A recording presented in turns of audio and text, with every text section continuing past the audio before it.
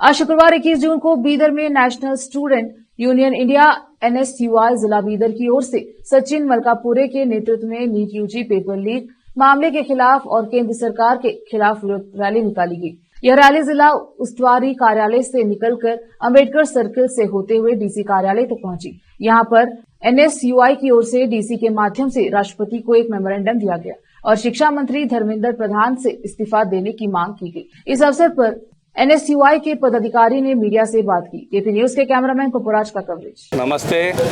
बीदर जिला एनएसयूआई समिति सचिन मलकापुरी के नेतृत्व में आज नीट पेपर लीक का प्रोटेस्ट निकाला गया है।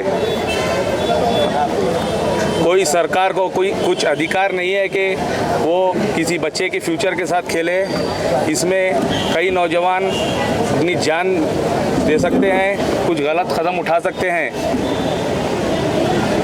कहते हुए मैं अपनी बात खत्म कर रहा हूँ। ಬೀದರ್ ಜಿಲ್ಲಾ ಎನ್ಎಸ್ಯು ಸಮಿತಿ ವತಿಯಿಂದ ಇವತ್ತು ನೀಟ್ ಪರೀಕ್ಷೆಯಲ್ಲಿ ಹಗರಣ ನಡೆದಿರುವ ಶಂಕೆ ಅನುಮಾನಗಳನ್ನು ಖಂಡಿಸಿ ಇವತ್ತು ವಿದ್ಯಾರ್ಥಿಗಳ ಒಂದು ಆಗ್ರಹವಾಗಿತ್ತು।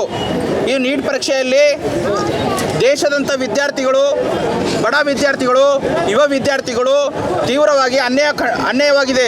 ಇದಕ್ಕೆ ನೇರ ಹೊಣೆ ಕೇಂದ್ರ ಬಿಜೆಪಿ ಸರ್ಕಾರ ಹಾಗೂ ಧರ್ಮೇಂದ್ರ ಪ್ರಧಾನ್ ರಾಜ್ಯ ಶಿಕ್ಷಣ ಸಚಿವ, ನಮ್ಮ ಭಾರತ ದೇಶದ ಶಿಕ್ಷಣ ಸಚಿವರಾದ ಧರ್ಮೇಂದ್ರ ಪ್ರಧಾನ್ ಅವರು ಕೂಡಲೇ ರಾಜೀನಾಮೆ ಕೊಡಬೇಕೆಂದು ಹೇಳಿ ಆಗ್ರಹಿಸಿ ಇವತ್ತು ಬೀದರ್ ಭಾರತ ರಾಷ್ಟ್ರೀಯ ವಿದ್ಯಾರ್ಥಿ ಒಕ್ಕೂಟ ವತಿಯಿಂದ ಇವತ್ತು ಪ್ರತಿಭಟನೆಯಲ್ಲಿ ವಿದ್ಯಾರ್ಥಿಗಳು ಸಾವಿರಾರು ವಿದ್ಯಾರ್ಥಿಗಳನ್ನು ಭಾಗವಹಿಸಿ ಇವತ್ತು ಜಿಲ್ಲಾಧಿಕಾರಿಗಳ ಮುಖಾಂತರ ರಾಷ್ಟ್ರಪತಿಗಳಿಗೆ ಮನವಿ ಸಲ್ಲಿಸಲಾಗಿದೆ। ಇದು ಕೇಂದ್ರ ಬಿಜೆಪಿ ಸರ್ಕಾರ ಈಗಾಗಲೇ ವಿದ್ಯಾರ್ಥಿಗಳ ಜೊತೆ ಚೆಲ್ಲಾಟ ಆಡುತ್ತಿದೆ। ನಾವು ನನ್ನ ಮಗ ಒಬ್ಬ ಡಾಕ್ಟರ್ ಆಗಬೇಕಂತ ಹೇಳಿ ನಮ್ಮ ತಂದೆ ತಾಯಿಗಳು ಹಾಗೂ ನಮ್ಮ ಪೋಷಕರು, ವಿದ್ಯಾರ್ಥಿ ಪೋಷಕರು ಕನಸು ಮಾಡಿರುತ್ತೇವೆ। ಇದರ ಹಿನ್ನೆಲೆಯಲ್ಲಿ ದೇಶದಾದ್ಯಂತ ಸುಮಾರು 9.5 ಲಕ್ಷಕ್ಕಿಂತ ವಿದ್ಯಾರ್ಥಿಗಳಿಗೆ ಅನ್ಯಾಯ ಆಗಿದೆ ಅಂತ ಹೇಳಿ ನಾವು ದಾಖಲೆ ನೋಡಿದ್ದೇವೆ।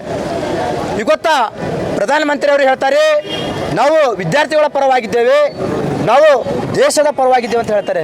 ಎಲ್ಲಿ ವಿದ್ಯಾರ್ಥಿಗಳ ಪರ ರೀ? ಇವತ್ತು ದೇಶದಲ್ಲಿ ತನ್ನ ಕೇಂದ್ರದ ಸ್ಥಾನದಲ್ಲಿರ್ತಕ್ಕಂಥ ಧರ್ಮೇಂದ್ರ ಪ್ರಧಾನ್ ಅವರು ಹೇಳ್ತಾರೆ NET ಅನ್ನತಕ್ಕಂಥದ್ದು ಯಾವುದೇ ಲೋಪ ಆಗಿಲ್ಲ ಅಂತೇಳಿ ಸಮರ್ಥನೆ ಮಾಡ್ಕೊಳ್ತಿದ್ದಾರೆ। ಅಂದರೆ ಅವರು ಕೂಡ ಅದರಲ್ಲಿ ಭಾಗಿಯಾಗಿದ್ದಾರೆ। ಇದನ್ನು ಸ್ಪಷ್ಟವಾಗಿ ನಮಗೆ ಗೊತ್ತಾಗ್ತಿದೆ, ಅವರು ಹೇಳ್ತಕ್ಕಂಥದ್ರ ಮೇಲೆ ನಾವು ಸ್ಪಷ್ಟವಾಗಿ ಗೊತ್ತಾಗ್ತಿದೆ। ಇವತ್ತು 67 ವಿದ್ಯಾರ್ಥಿಗಳು ಅದರ ಜೊತೆಗೆ 8 ಜನ ವಿದ್ಯಾರ್ಥಿಗಳು ಒಂದೇ ಪರೀಕ್ಷಾ ಕೇಂದ್ರದಲ್ಲಿ ಒಂದೇ ರ್ಯಾಂಕ್ ಪಡೆದಿದ್ದಾರೆ। ಅದು ಹೇಗೆ ಸಾಧ್ಯ ಆಗ್ತು? ಅದರ ಜೊತೆಗೆ ಅವ್ರದ್ದು ಸೀರಿಯಲ್ ನಂಬರ್ ಕೂಡ ಒಂದೇ ಇದೆ। ಇಂಥ ಎಲ್ಲ ನಾವು ಬಹಳ ವೈಶಿಷ್ಟ್ಯತೆಯಾಗಿ ನೋಡಿದಾಗ ಇದರಲ್ಲಿ ಸಂಪೂರ್ಣವಾಗಿ ಕೇಂದ್ರ ಸರ್ಕಾರದ ಲೋಪ ಇದೆ ಅಂತಕ್ಕಂಥದ್ದು ಸ್ಪಷ್ಟವಾಗಿ ಗೊತ್ತಾಗ್ತಿದೆ।